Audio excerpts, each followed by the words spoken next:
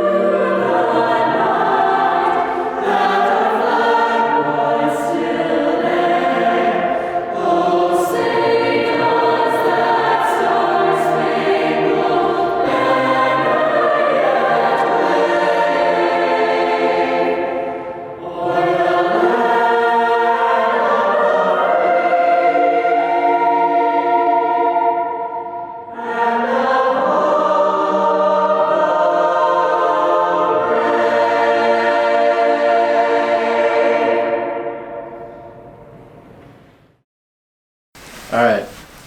What is your name and hometown? My name is Michael Henry, and my hometown is San Antonio, Texas.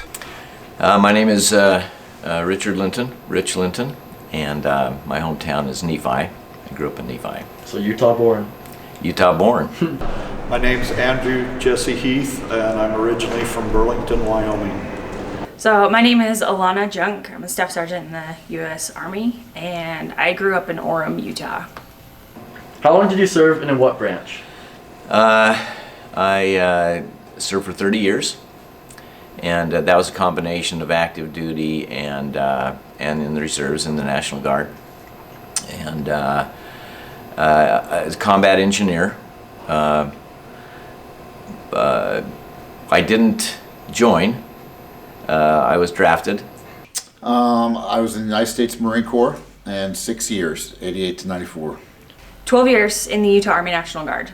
I served a little bit over 20 years in the military. I started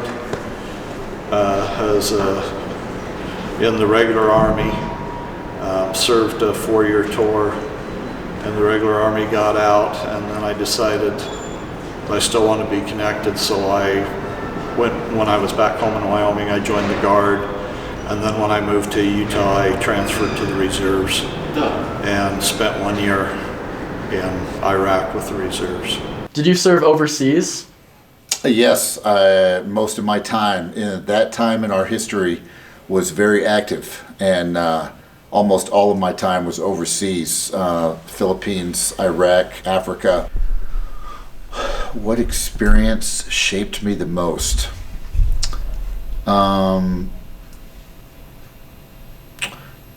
That I still feel this today? Yeah, that you still can see the effects of, that you feel the effects of. Okay, I'll tell you one. So my best friend died next to me. Really? And then having to escort his body home and present the flag to his family. Once you give that flag, once you see a flag on a coffin of one of your friends and you fold it up in a ceremony and give it to their parents and see that mom cry when you give her that flag, the flag takes on a different meaning. Yeah. I think that has impacted me the most throughout my years. I'm 50 years old. That one act, escorting his body through the airports and seeing how people react, and then that one act has stayed with me the most. I probably think about it every day. I can't even imagine what that would be like. Yeah. Change the notes a little bit. What was your most positive experience that you had overseas?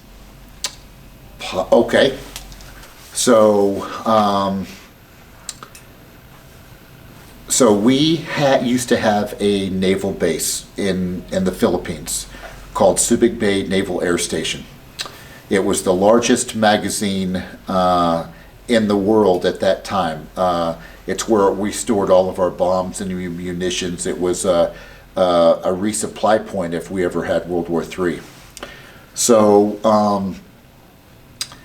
Mount Pinatubo, the volcano, erupted next to Clark Air Force Base. It was an Air Force base that was not very far from Subic Bay. Well, the volcano, the ash and everything, it destroyed everything. It destroyed the trees. I mean, it was raining ash for weeks. The whole jungle was covered.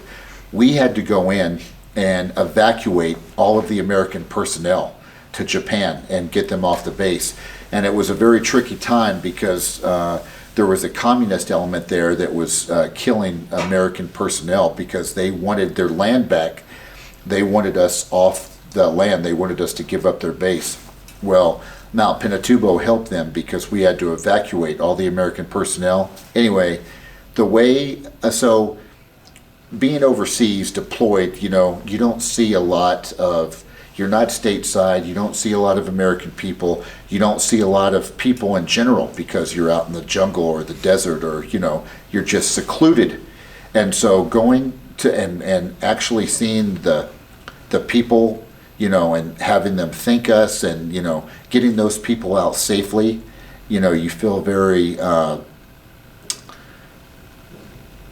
you felt very useful, like you were actually doing good. That was an incredibly positive experience that I've had. I think people view the country differently now after what's happening and kind of the whole dialogue of what's going on in the country, that like we have a history of being systematically racist and our country's, you know, it's born basically from blood. How do you think that changes how people view veterans? I don't know. I never saw racism in the military. Yeah. Everybody was which was one color. You're green. There was no white, black, African American. You know, people didn't talk about each other like that. I had many guys in my unit who were black and Hispanic, and there was never any racial tension. We all just we were brothers. The color of skin never came into it. What does freedom mean to you? I'll tell you, I am a father of 3 daughters. I have been to countries where women do not have a voice. They are told to cover their face. They cannot show their face. They cannot be out of their husband's sight. They don't have a voice. They don't have a vote.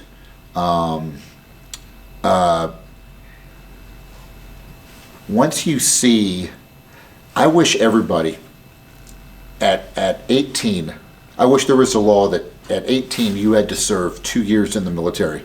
And I wish those people had to go overseas to see what third world countries live like, so they could come home and they would appreciate this country so much more and everything that it gives you. It's the most simple things like running water, you know, food that's ready to eat that you don't have to kill or clean, you know, paved roads, schools. You know how many millions of dollars this school cost to build? Third world countries barely have shacks with dirt floors, with no running water, where the kids have to go outside to use the restroom, where they might get 1 meal a day.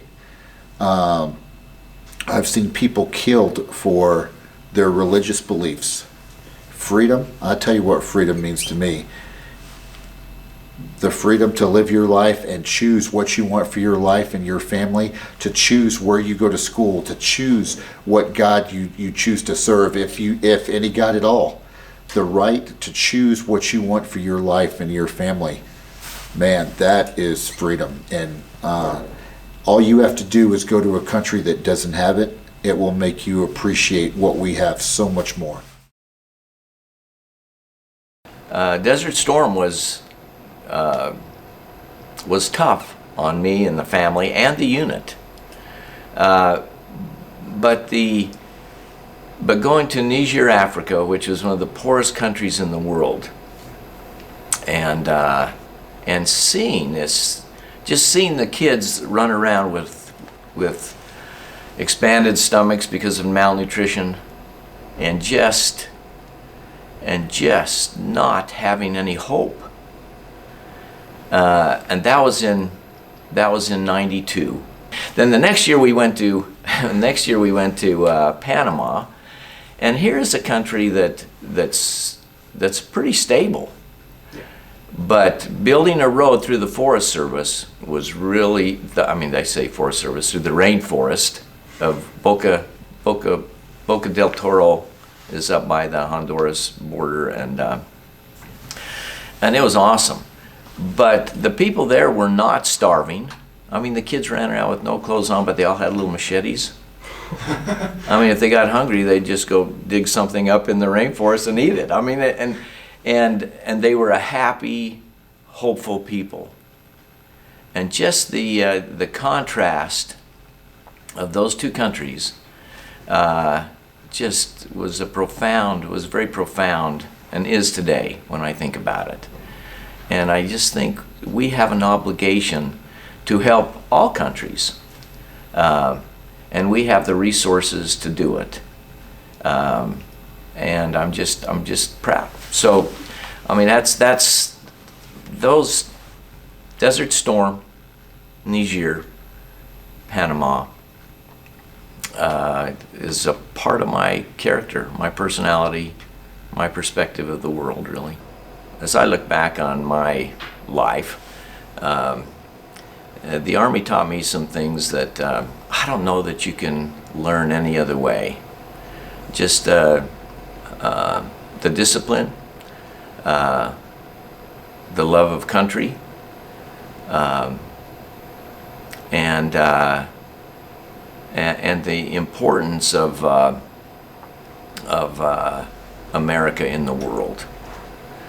You know, when I went to Africa and Panama, it was kind of funny. I thought early on, how can these countries not be progressive? How can they be so poor? And I joked and said, let's just go back to America, take a copy of the Constitution and the Bill of Rights, fax it over to them. It's really simple. Just follow the plan and it'll work for you. But it is freedom. America is an amazing country, so different than any other place. So much opportunity. And the world needs a free country, an example, a beacon on the hill. And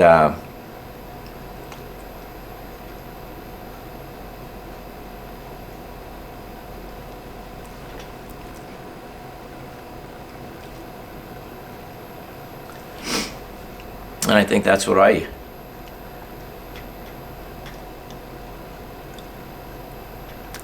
feel. I didn't join. I was drafted. Yet it was evident to me early on that there's so much to be thankful for. And we all need to play a part in that. That's awesome. So maybe just one last question. What does freedom mean to you?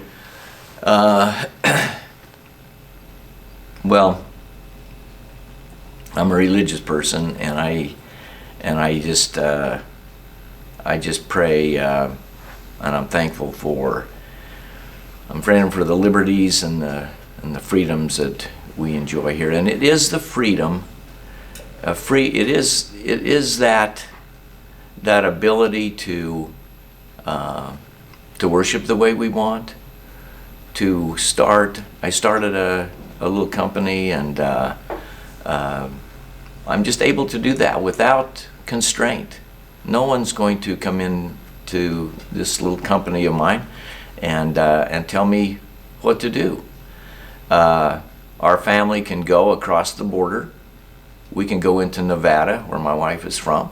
We can go into California. We can get in our car, and we don't have to ask anybody. I was in North Germany after the the wall came down. And going into East Germany was like going back 40 years. And we were stationed just on the, I was in Germany a number of times, but the contrast between East Germany and West Germany, East Berlin and West Berlin, was like going back 40 years. You won't know about this, but this is a quick story. When I was little, we used to have coal furnaces. Almost everyone in Nephi had coal furnaces. And so my job as a 10-year-old was to fill up the furnace with coal. And then every night take out the clinkers. And and that was my job. And it had coal has a very distinctive smell. And when I walked into East Germany, I could smell that. Every day, somebody, like the mailman, or not a mailman, but a paper boy, for instance, instead of passing papers, he would take a block of coal and put it on their doorstep. And then they would burn that coal that day. And the government gave them that coal. And they stayed as warm as that coal continued to burn. And you can walk into a town or a home and you can smell that smell. And my memory shot back 40 years. That's the smell that I used to smell in Nephi. And I just saw these people that, they didn't have much. Germans are very clean and organized. And they were just surviving over here. They were dependent upon the government for their coal to stay warm that day. And over here in West Germany, in West Berlin, you had a thriving economy where opportunity was available for everyone. And for years and years they couldn't cross the border. Huh. And they tried. And they died. And their names were on the wall. That's freedom to me. I think today in our society, there's a lot of hesitation to get to know people, a lot of hesitation to trust people, a lot of hesitation to assume that the person sitting next to you has your best interest in mind. And in the military, you don't have time for that kind of nonsense. You could be in a situation where the guy next to you has got to save your life, or you've got to save their life. And so you have to have this trust and this understanding that they're in this, they're there for you, they're there to help each other. And so in my experience, you go to these places and you'll go to trainings and things like that, and there's people from all over the country, and most of the time you don't know anybody when you get there, and you can leave a couple weeks later with some of your best friends that you've ever met. So that, I think, has been really helpful, and really one of my most valuable lessons is learning to break down those barriers quickly and get to know and get to trust people. How has COVID affected what you guys do on a day-to-day basis? Similar to how it's affected everybody else. We shut down in March like everybody else did. Kind of everything shut down. We weren't really doing any trainings. We did a handful of online Zoom kind of trainings, which, especially in the medical field, Zoom things are less effective. It's not as hands-on. Mm-hmm. But we've started to pick stuff back up, and we wear masks and wash our hands and make sure everybody's temperature's the right range. And so we're getting back into it, kind of like everybody else is, but it's pretty similar in how it's affected us. And mm-hmm. Basic trainings, for example, they shut down for a couple months because they didn't want to bring everybody, but now they're bringing everybody back. They quarantine for 2 weeks when they first get to basic training. So unfortunately, it's a little bit longer right now, but all in the idea to keep everybody safe, right? Yeah. So most positive experience, this is going to sound a little slighted. I actually met my husband at basic training. Oh, really?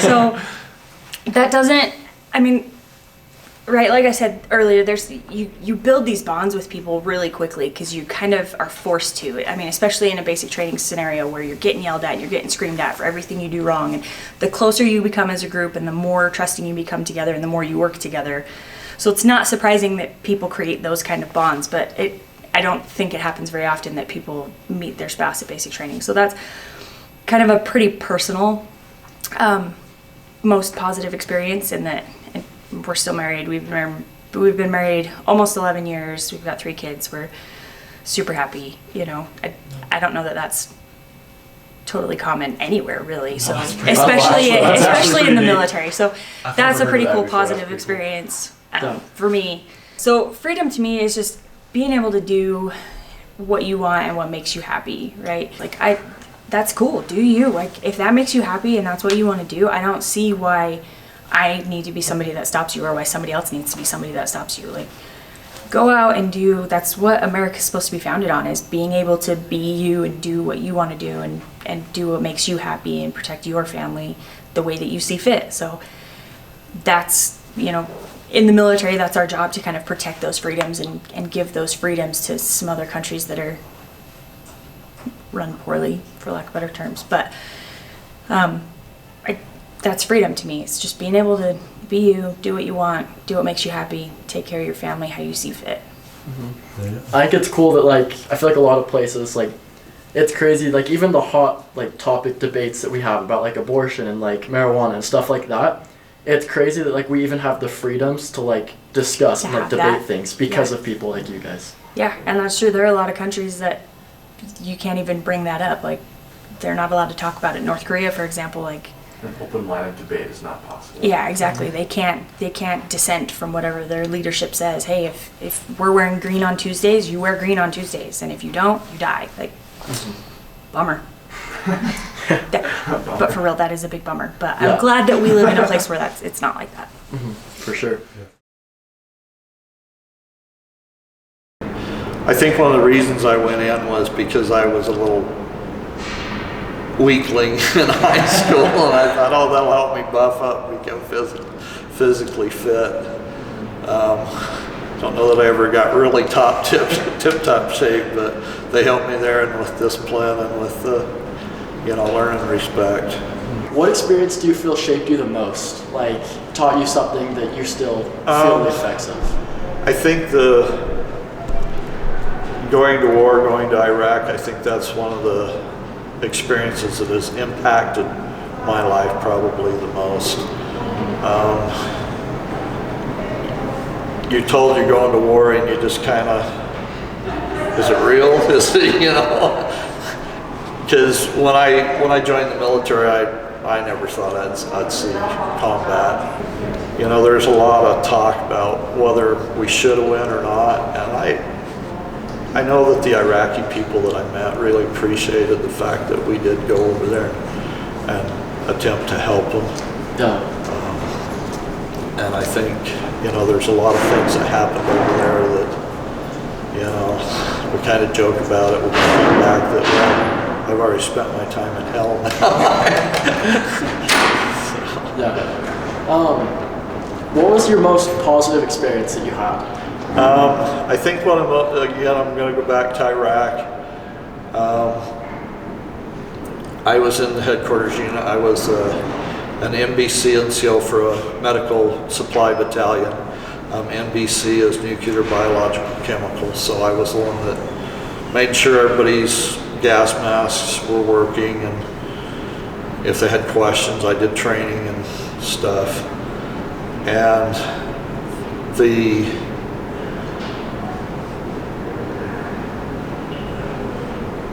the sergeant over our detachment, the headquarters detachment, was once asked, and he shared kind of a religious experience, and it just hit me really hard because one of the things I did while I was there is I drew maps out we were a medical supply, so we sent convoys out all over Iraq to take medical supplies to different units. And he was leader for one of these convoys, and in the military, this is the time we leave. And he said that on one of the convoys, he was just having so much trouble meeting his time when he was supposed to leave, and he was really, really frustrated. And he got to the front gate, and they said, we're gonna have to wait a few more minutes because the convoy that left just in front of you got hit. And he said that experience taught him that when things aren't going right, well, maybe it's for the best. And I've always, you know, when things aren't going right, I stop and think about that. You know, well, maybe there's something I'm not seeing.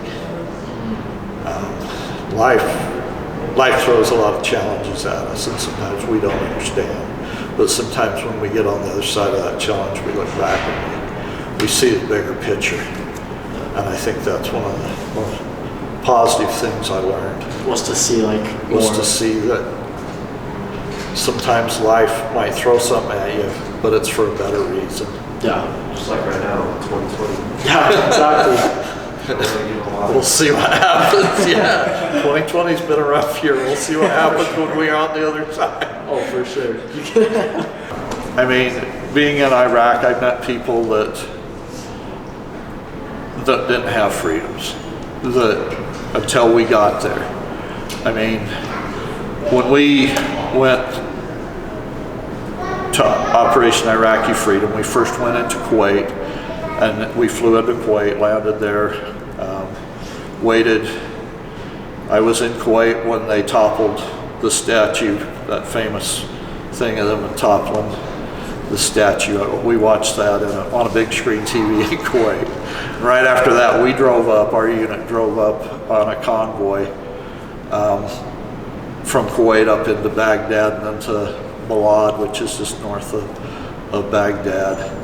And as we drove through a lot of those communities, it was really impressive to see Kuwaitis come out. Some of them even waved little American flags, and just their gratitude, and to see people that have been restricted and under such a hard regime where, you know, they were so restricted, to be able to say, hey, you know, please, we're glad you're here, help us. You know, and that I think made me feel that it was worth it for us to be over there. That's awesome. That just kind of reminded me of the one question we had. What does freedom mean to you? I think basically, yeah, freedom means, let me take the mask issue as an example of freedom, because a lot of people say, well, to tell me I have to wear a mask in public is taking away my freedom. To me, I grew up with the phrase, my right to swing my fist ends where your nose begins.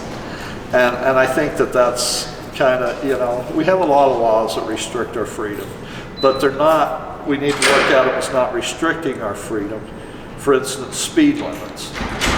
They're protecting other people's freedoms.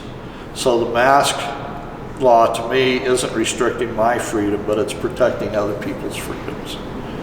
And I think as we look at freedom, too many people think freedom means they can do whatever they want to.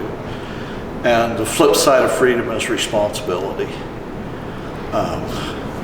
We need to obey the laws because, yeah, they restrict maybe things we want to do, but they help ensure that we all have equal freedoms. Funny stories. I'm going to go back to the National Guard. The Marine cook that I had said was just an excellent cook. There was one time we were out in the field and we were playing Army. You know, that's what you do out in the field. And you can't shoot real bullets at each other, so it was a, you know, bang you're dead type thing.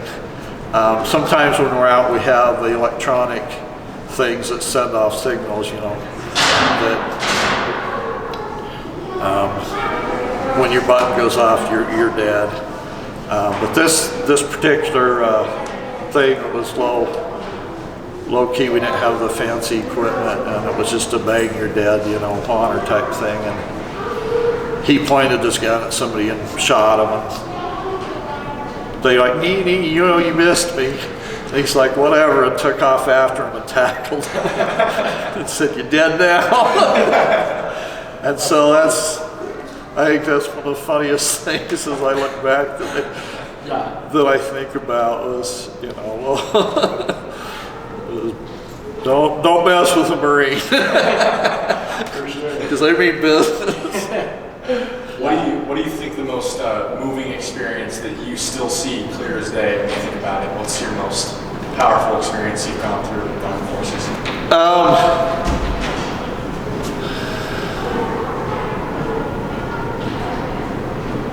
When I was in Germany, I was getting ready to come home, and I took some personal time, and I was in a racquetball court in the post gym, and I was playing racquetball by myself, and just this feeling, the super feeling just came over me, this feeling of peace. And it was just weird. And it was saying everything's going to be okay. And I thought, okay, that's weird. So I left the racquetball cart and I went over to my unit to get my mail. And as I walked into the office where I worked, everybody was just frantic. We had just bombed Gaddafi. And we were expecting a retaliation. And so they locked down the base. They were restricting what everybody could do. And we were expecting to go to war.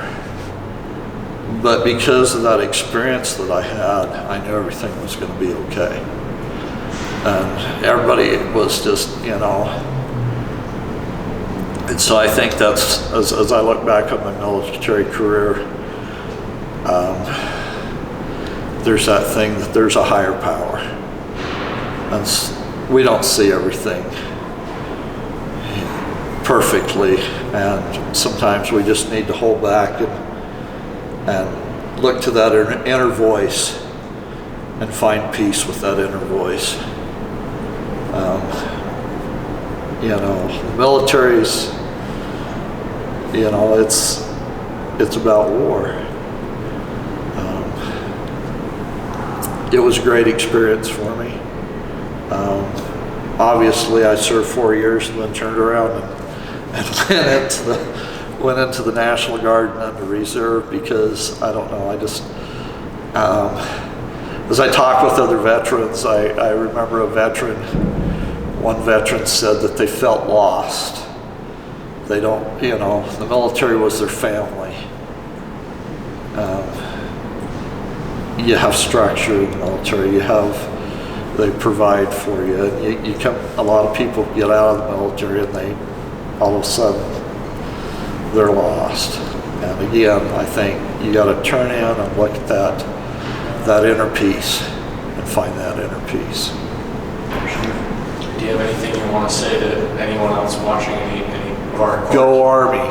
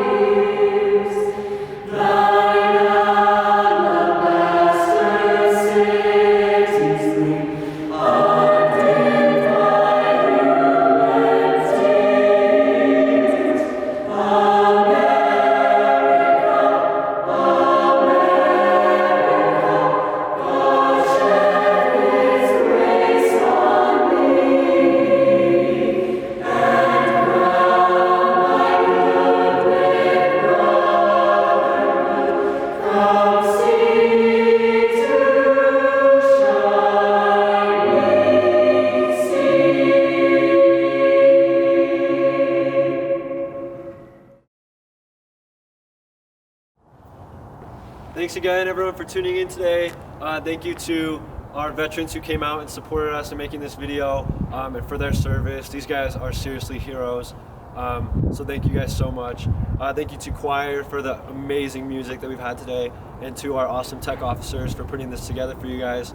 As you can tell, it's a little bit different than how the assembly started.